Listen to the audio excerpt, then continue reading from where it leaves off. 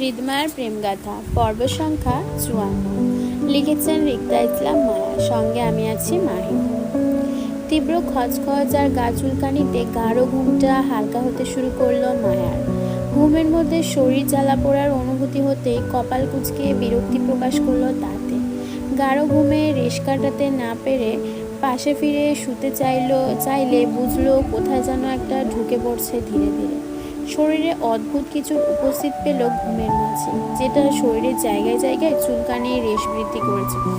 বিশেষ করে নাকে, মুখে, কাঁধে চুলকানি রেশ অনেকটা ঠাউর করতেই গাঢ় ঘুমটা ধীরেই হালকা হতে লাগলো মায়ের। বিরক্তি প্রকাশ করে ঘুম ঘুম চোখ টেনে খুলতে গিয়ে পলক ঝাপটে মুহূর্তে চোখ খিচে বন্ধ করে নিল চোখে কিছু লাগাতে। অলস ভঙ্গিতে আবারও মায়া একইভাবে চোখ খুলতে গিয়ে নিজের অবস্থান পেল অন্ধকার কিছুর ভিতর। কোথায় আছে সেটার ধারণা তৎক্ষণাৎ করতে পারল না। মায়ের ঘুমন্ত মস্তিষ্ক জাগ্রত হতে বেশ কয়েক সেকেন্ড সময় ব্যয় হলো নিজের অবস্থানে। তখনও থম মেরে শুয়ে রইল নিষ্ক্রিয় মস্তিষ্কে। অন্ধকার জগতে শুয়ে থেকে আসল ভঙ্গিতে তাকিয়ে রইল অল্প আলোয় উকি দেওয়াই সেই সূর্যের রশ্মির দিকে। বেশ কিছুক্ষণ শুয়ে থাকার পর মায়া যখন অলস ভঙ্গিতে উঠে বসতে চাইল, নিজের শরীরে তীব্র চুলকানি অনুভব হতে, কিন্তু উঠে বসতে গিয়েও যখন নিচের দিকে ডেবে যাচ্ছিল শরীর, তখনই মায়ের মস্তিষ্ক ভয়ে তড়াক করে জেগে উঠল আশপাশটা নিয়ে। ভয়ার্ত মায়া নড়াচড়া বন্ধ করে সতর্ক হলো। ঘুমে রেশ কাটিয়ে খোলা চোখে আশপাশটা তাকাতেই বুঝলো মায়ার কোনো মচমচে পাতার স্তূপে ঢুকে আছে। সাত সকালে মায়া গায়ে পাতার বিষয়টা বুঝলো না, রাতের কথাও তেমন মনে পারছে না। শুধু ভয়ার্ত ভঙ্গিতে নিজের শরীর থেকে পাতার স্তূপ সরাতে কানে বাজলো মানুষের তীব্র কোলাহল আর মাথার উপর কিসের যেন গমগমের শব্দ। মায়া তৎক্ষণাৎ ধরতে পারল না এত শব্দের গুলো কিসে। ভয়ার্ত মায়া শুধু আতঙ্কিত হলো নিজেকে নিয়ে। মায়ের মনে হলো সে রাতে নিজের বিছানায় শুয়েছিল, কিন্তু সকালে উঠে নিজেকে কোনো এক পাতা ঘিরা বিছানায় পাওয়াটা চারটেখানি কথা নয়। মায়ের ধারণা ওকে কোনো এক দুষ্টু বজ্জার জিনের দল উঠিয়ে নিয়ে এসেছে নিজের আস্তানায়। সেজন্য মায়া এই জঙ্গলে পড়ে। আচ্ছা, মায়ের সাথে যে জুই রাতে ঘুমিয়েছিল, ওকেও কি ধরে এনেছে দুষ্টু জিনের দল, নাকি মায়াকে একাই আনলো? আতঙ্কিত মায়া নিজের গায়ের পাতা স্তূপ যত সরাতে চাইল ততই নিচে গহীনে প্রবেশ করতে লাগলো। মায়ের শত চেষ্টাতে আরও ডেবেই যাচ্ছিল নিচের দিকে, যার ফলে মায়ের পুরো শরীর হারিয়ে গেল শুকনো পাতার নিচে। শুধু অল্প মাথা বের করে থাকলো খোলা আকাশের দিকে তাকিয়ে। মায়ের ছটফটের মধ্যে দেখলো মাথার উপর আকাশে বেশ কিছু হেলিকপ্টারের উপস্থিতি। আতঙ্কিত মায়া আরও আতঙ্কিত হলো নিজেদের অবস্থান অপরিচিত কোনো এক জঙ্গলে দেখে। মায়া আশপাশটা আতঙ্কিত চোখে ঘুরে তাকাতে রাতের ঘটনাগুলো মনে করতেই অস্থির উত্তেজিত মনে আশপাশে রাফাকে খুঁজলো। রাতে দুজন একই সাথে পাহাড় থেকে লাফ দিয়েছিল। মায়া যদি বেঁচে থাকে তাহলে রাফাও মায়ার আশেপাশে কোথাও থাকার কথা।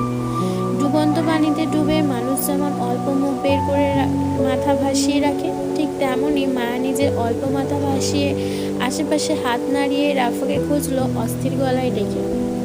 কয়েক সেকেন্ডের ব্যবধানে মচমচে পাতার ভিতর রাফার অবস্থান পেয়েও গেল মায়া। রাফার হাতে আঁকড়ে পাতার উপর সাঁতার কাটার মতন টানতে লাগলো, উপরে তুলতেছে, কিন্তু মায়া রাফার হাত যত টানছে ততই যেন পাতার ভিতর ডুবে যাচ্ছে ঠাঁই না পেয়ে। মায়া বুঝলো এইভাবে ওরা এই খাত থেকে উঠতে পারবে না, বরং আরও গহীনে ডুবে গেলে ওঠা মুশকিল হবে দুজনের। মায়া রাফার হাত আঁকড়ে স্থির হতে হতে রাফাকে ডাকলো উঁচু গলায়। অল্প সময়ের ব্যবধানে রাফার হুঁশও ফিরল মায়ের মতন করে।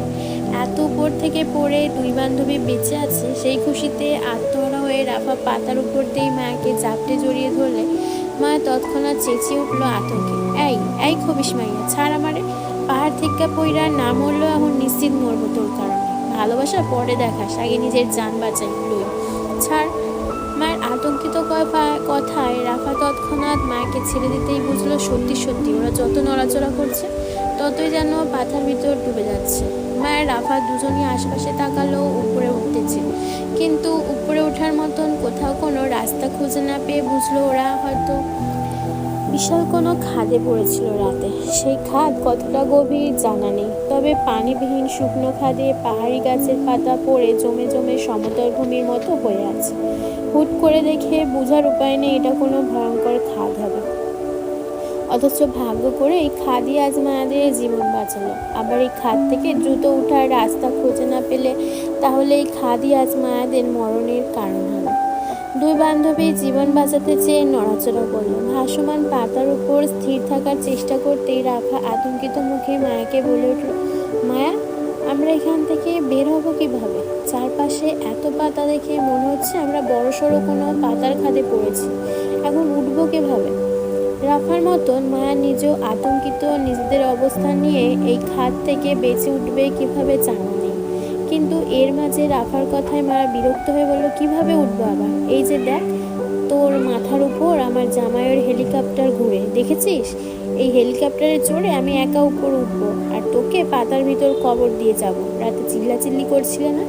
মায়া, আমি মরতে চাই না, বাঁচতে চাই, তো এখন বেঁচে থাক এই পাতার সাথে। আমাকে বলছিস কেন?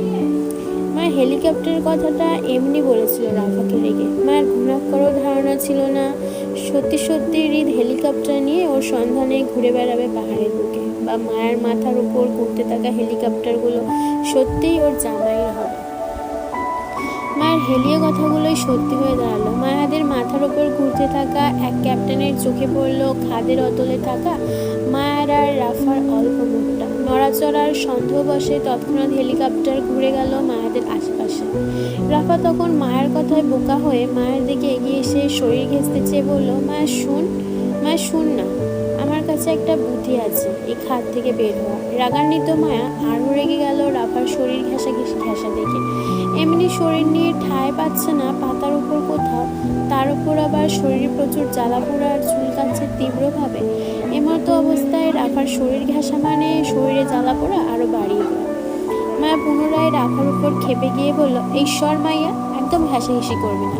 এমনি পাহাড়ি পাতায় জ্বালায় শরীর চুলকাচ্ছে, এখন আবার তোর ঘেঁষাঘেঁষিতে শরীরে আগুন লাগছে রাফা, তুই সর, দূরে যা। রাফার কথায় মায়া নিজের শরীরে তৎক্ষণাৎ জ্বালা পড়ার তীব্র চুলকানি অনুভব করতে মায়ের কথায় তাল মিলিয়ে বল, আরে তাই তো, আমার শরীরও চুলকাচ্ছে কেন মায়া? এমন একটা পরিস্থিতিতে রাফার এমন কথাটা বড্ড বেমানান লাগলো মায়ের কাছে। ওরা পাহাড়ি পাতার খাদে ডুবে আছে রাত থেকে। এসব পাতার ভিতরে অবশ্যই বিষাক্ত পোকামাকড় থেকে শুরু করে বিষাক্ত সাপের বসবাসও রয়েছে। আল্লাহ সহায় বলে এখনো পর্যন্ত এসব পাতার ভিতর থেকে কোনো বিষধর সাপ উঠে আসেনি আর ওদের কামড়ায়নি, কিন্তু তাই বলে আর কতক্ষণ বাঁচবে ওরা এইভাবে? আল্লাহ না করুক পাহাড়ি কোনো বিষধর সাপের তাড়নায় পড়লো, দুজনের জান যাবে দুই সুবলে। আর এখন দুজনের গা চুলকাচ্ছে, হয়তো এসব পাতার ভিতরে থাকা বিষাক্ত পোকামাকড় উঠেছে ওদের গায়ে, সের জন্য শরীর জ্বালা পোড়া আর তীব্র চুলকানি হচ্ছে। মায়ের রাফার কথার তেরা উত্তর দিতে বলল, তোর শরীরে আমি রাতে চুলকানির পাউডার ঢেলেছিলাম মনে নেই? সেজন্য তোর শরীর এখন জ্বালা পোড়া করছে, বুঝছিস? তুই মায়ের কথা শেষ করার আগেই দেখলো চোখের সামনে অল্প দূরত্বে একটা হেলিকপ্টারকে তীব্র গমগমে শব্দ তুলে নামতে। সেখানে থেকে ক্যাপ্টেন আর দুজন বডিগার্ড দৌড়ে আসলো মায়াদের উদ্দেশ্যে। সত্যি সত্যি মায়াদের খোঁজ পেয়ে তৎক্ষণাৎ খবর পাঠালো একজন বডিগার্ড হৃদের কাছে। হৃদ তখন আকাশের বুকেই উড়ে বেড়াচ্ছিল মায়াদের খোঁজে। খবর পেতে হৃদের হেলিকপ্টারটিও ঘুরে গেল মায়াদের উদ্দেশ্যে। ততক্ষণে এগিয়ে আসা ক্যাপ্টেন আর দুজন বডিগার্ড সাহায্য করলো মায়াদেরকে উপরে তুলতে। দড়ি ফেলে দুজনকে টেনে তুলতেই মায়া রাফা মাটির ওপর শুয়ে পড়লো, শরীরে তীব্র ব্যথা আসছে পড়ে। কয়েক সেকেন্ড সময় নিয়ে দুজনই উঠে বসলো আহত দুর্বল শরীরে। নিজেদের শরীরের দিকে তাকাতে দুজনই ভূত দেখার মতন আতঙ্কে উঠে একে অপরের দিকে তাকিয়ে আবারও নিজেদের শরীরের দিকে তাকালো ঘুরে।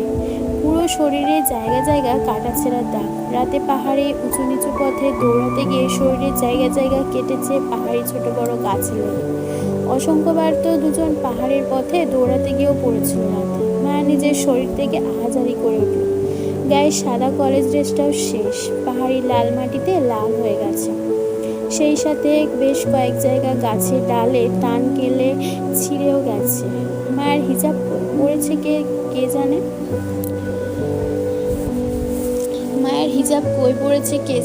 গায়ের ক্রসিং বেল্টটাও পায়ের ক্ষতে বাঁধা। মায়ের নতুন কলেজ ড্রেস ছিল এটা, মাত্রই কয়েকদিন আগে বানিয়েছিল। আজ রাফার জন্য ড্রেসটা শেষ। মা দুর্বল শরীরে উঠে দাঁড়াতে দাঁড়াতে নিজের গায়ে ড্রেসটার দিকে তাকিয়ে রাফার উদ্দেশ্যে মেজাজ দেখিয়ে বল, তুই আমারে সাবান কিনা দিবি রাফা? দেখ, তোর জন্য আমার নতুন ড্রেসটার ইজ্জত শেষ। তুই শুধু সাবান না, তুই আমার ড্রেস ধুইয়া দিবি, তারপর ছেঁড়া জায়গাগুলো সেলাই পর্যন্ত করে দিবি, নয়তো তোর খবর আছে, দেখিস। রাফা মায়ের গায়ের ড্রেসটার দিকে তাকালো। সত্যি সত্যি ড্রেসটা ছিঁড়ে গেছে। রাফা মায়াকে শুধিয়ে কিছু বলতে চাইবে, তার আগেই ক্যাপ্টেন হাতের দুটো পানির বোতল মায়ের রাফার দিকে বাড়িয়ে দিতে বলল, আপনারা ঠিক আছেন মিস? নিন একটু পানি পান করুন দুজনে। মায়ের রাফা দুজনে নিজেদের উপর থেকে দৃষ্টি সরিয়ে সামনে তাকাতে দেখলো ক্যাপ্টেন পানি বোতল হাতে মায়ের দিকে বাড়িয়ে দিয়ে দাঁড়িয়ে আছে। মায়ের হাতে ড্রেসটা ছেড়ে সোজা হয়ে দাঁড়ালো। বডিগার্ডগুলো মায়ের কেমন চেনা চেনা লাগলো, কিন্তু ক্যাপ্টেনকে অপরিচিত লাগলো। মা আমতা আমতা করে পানিটা হাতে নিল। কে বা কারা হবে মানুষগুলো, কে জানে। মা তো তাদের চেনে না। এখন এই মানুষগুলো যদি সাহায্যের নাম করে পুনরায় মায়েদের ক্ষতি করতে চায়, তাহলে আর লড়াই করার মতন এনার্জি মায়েদের শরীরে অবশিষ্ট নেই। মায়ের সতর্কতা অবলম্বন করে পানির বোতলটা হাতে নিয়ে ভয়ার্থ মুখে আমতা আমতা করে জানতে চেয়ে বলল, আপনারা কারা? ক্যাপ্টেন অতি ভদ্রতা বজায় রেখে আন্তরিকতার সঙ্গে মায়ের কথার উত্তর দিতে বলতে চাইল, আমরা রিদ খানের লোক ম্যাডাম। আপনাদের খোঁজে পুরো পাহাড়ের অভিযান চলছে। রিদ খান আপনা ক্যাপ্টেন বাকি কথা শেষ হওয়ার আগে মায়েদের মাথার উপর দেখা গেল পরপর দুটো হেলিকপ্টার উপস্থিত। মায়েদের নামটা শুনতেই মুহূর্তে মনে পড়লো রাতে কল করেছিল রিদকে মায়ের। নিশ্চয়ই মায়াকে খুঁজতে ওর স্বামী আসবে, এটাই স্বাভাবিক। ইস, মায়া নিজের আতঙ্কে কিভাবে ভুলে গেল নিজের স্বামীর কথা। রাতে যে আবেগ ঢেলে স্বামীকে ফোন করেছিল, এখন ততটা মারাত্মকভাবে ওকে খুঁজছে হয়তো। ইস, মায়া তো রাতে মরলই না, উল্টো নিজের জন্য বিপদ বাড়ালো স্বামীকে কলটা করে। ওর স্বামী যে মানুষ, মায়াকে সামনে পেলে আস্ত রাখবে না এবার। এই লোক তো জীবনেও কোনো কিছু ভুলে না, কড়াই কড়াই হিসাব করবে মায়া থেকে সব কিছু। মায়ের না বলে টুরে আসাটা তো মারাত্মক পাপ ছিল। ইস, মায়ের শেষ। জীবনটা তছনছ হয়ে যাবে যদি একবার পাষাণ জামের হাতে ধরা পড়ে। তো জঙ্গি ছেলেদের হাতে থেকে তো বাঁচলো, পাহাড়ে এত উঁচু থেকে লাফ দিয়েও মায়া মরল না, কিন্তু জামাইয়ের হাতে ধরা পড়ার ভয়ে আর আতঙ্কে মায়া এবার মারা যাবে নিশ্চিত। আল্লাহ জানে ফ্রিতে কয়টা থাপ্পড় পড়ে গালে। মায়া যতগুলো অপরাধ করেছে, এতে শুধু থাপ্পড়ে নয়, আরও ভয়ঙ্কর কিছু ওর কপালে আছে। কতদিন মায়া রিদকে ইগনোর করলো, যোগাযোগ বন্ধ রাখলো, মিথ্যা বলে এঙ্গেজড হলো অন্য কারোর সাথে, তারপর আবার না করার শর্ত অবাধ্য হয়ে ট্যুরে এসে নিজের বিপদ বাড়ালো। আল্লাহ, এত অপরাধ মায়া কখন করলো?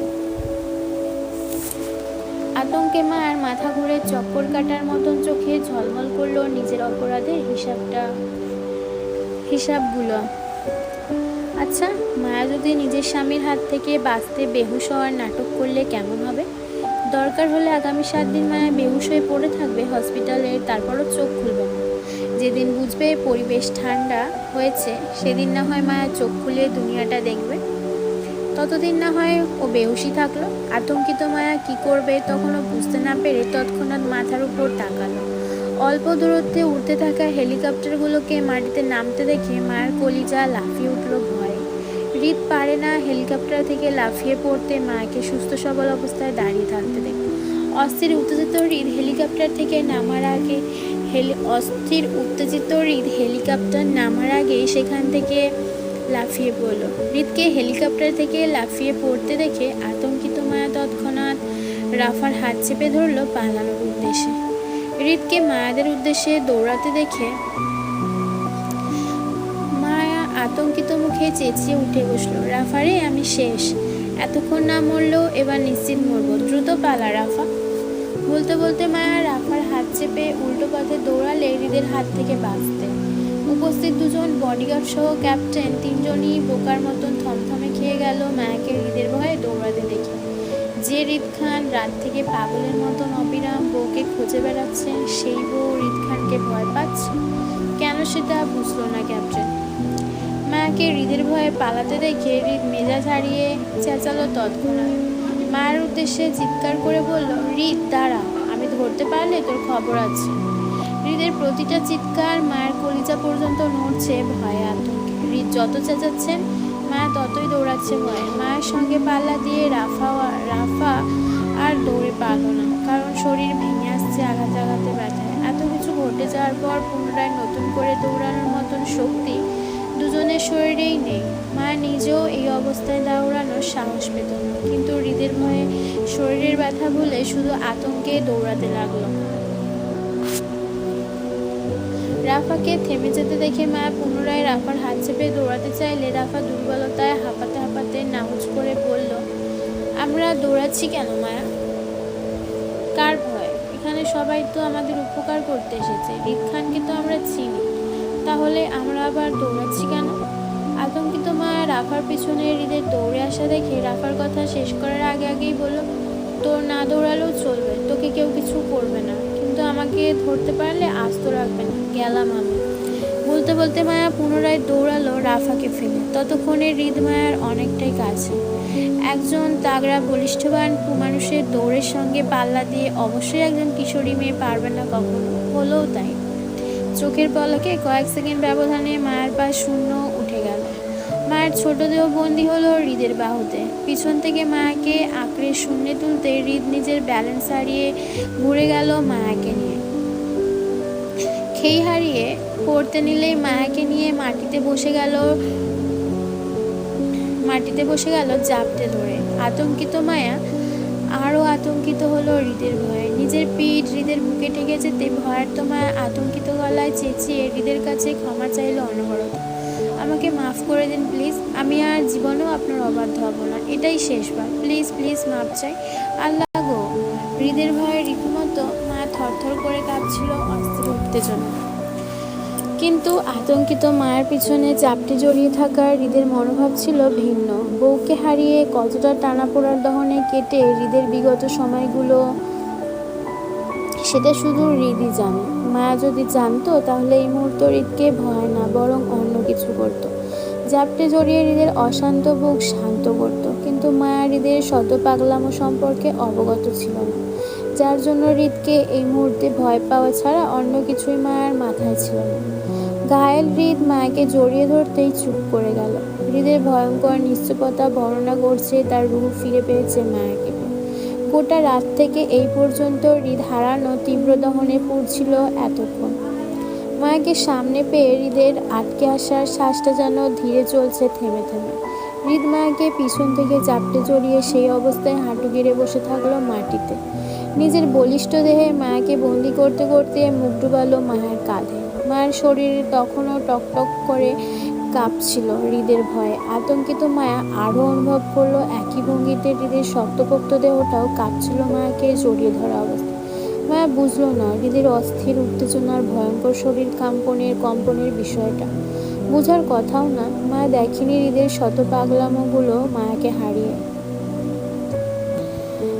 মায়ের শুধু মনে আছে মায়া ভীষণ অন্যায় করেছে, আর এর জন্য হৃদকে ভয়ঙ্কর শাস্তি দিতে পারে। মায়ের হৃদের শাস্তি থেকে বাঁচতে পুনরায় একই আতঙ্কিত অস্থির গলায় হৃদকে মিথ্যা বলে আমাকে মারবেন না কেমন, আমি কিন্তু ইচ্ছা করে কিছু করিনি, আমি ট্যুরেও আসতে চাইনি, আমার আব্বু বলেছিল জুইসাতে আসতে, সেজন্য এসেছি, সত্যি বলছি। নিশ্চুপ হৃদ তখনও একইভাবে মায়ের কাঁধে কপাল ঠেকিয়ে মায়াকে জাপটে জড়িয়ে বসে রইল। হৃদের নিশ্চুপতা আর ধীরে ধীরে নিঃশ্বাসের গতি বলছে সে কতটা ক্লান্ত। মায়ের হৃদের মুখটা দেখতে পারল না, তবে মায়ের মনে হলো হৃদ হয়তো ক্লান্তিতে ঘুমিয়ে পড়েছে মায়ের কাঁধে। আচ্ছা, এত অল্প সেকেন্ড মাঝে কেউ ঘুমাতে পারে নাকি? মায়া জানে হৃদ ঘুমায়নি, কিন্তু কিসের জন্য এত ক্লান্তিতে আছেন উনি? মানুষটা কি কোনো কিছু নিয়ে খুব চিন্তিত ছিল এতক্ষণ? মায়াকে নিয়ে টেনশনে ছিল তাহলে? হ্যাঁ, মায়াকে নিয়ে টেনশনে থাকতেই